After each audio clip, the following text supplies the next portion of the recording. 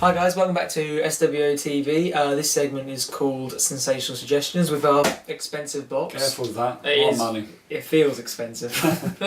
These, as you can see, there is stuff in here. I'm not just making up as I go along. I didn't write any of these. This is my lovely fiance and yourself wrote these for me. So these are completely random. Whatever comes out, comes out. So I have no idea. This is either going to go really well or really bad. Or really well. Or really well. Will Wade Barrett achieve... That's quite ties in with your Wade Barrett before. Will Wade Barrett achieve his potential in WWE and will Magnus achieve his in TNA?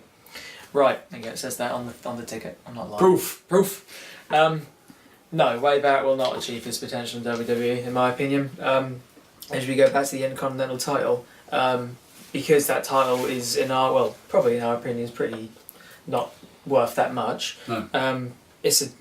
It's a part-time belt sort of thing, but I don't think that Wade Barrett will do very well in WWE. I mean, he's doing all right. He was good as part of Nexus, don't get me wrong, but I think they've run out of ideas for him. I mean, Wade Barrett, really around time in Nexus, Wade Barrett got given that role. I believe William Regal was his NXT mentor. And when the night that the original Nexus surrounded the ring and destroyed Cena and destroyed Seth, was one of the best things in years at that point in WWE programming. And Wade Barrett seemed destined for greatness. He really did. He really did. Day. But to me, now he's just gone completely stale. I mean, he went out for a bit. I don't know what was he injured? He was injured. He got injured, wrist injury. But do you remember the core? Yeah, that was the core. Class. That was class. Yeah, his promo and everything was like that Fight Club style sort of best promo, which was awesome. And we were really excited. When really he looking forward to him coming back. And he did do well when he came back. Good beard. Yeah, beard going on. Good beard. And always good face. Yeah, you know. Yeah. I can't grow it, so I can't comment. But yeah, for me, Wade Barrett will never achieve his potential in WWE. What should he do? Wade Barrett, I think he won't leave WWE.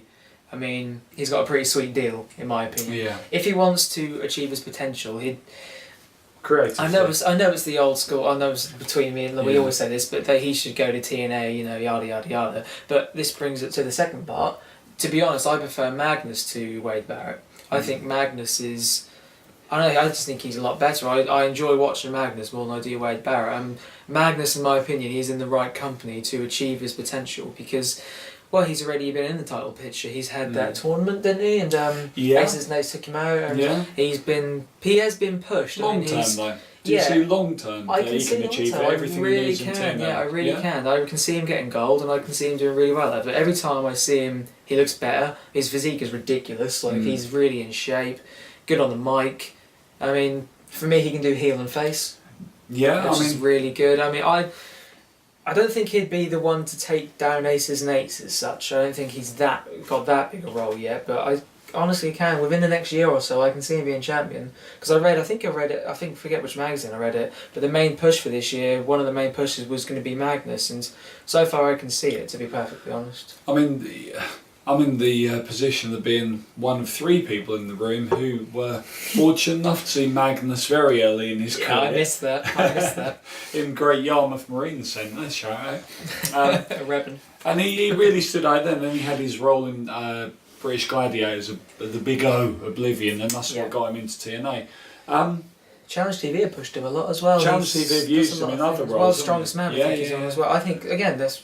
You see, I'm going to slightly...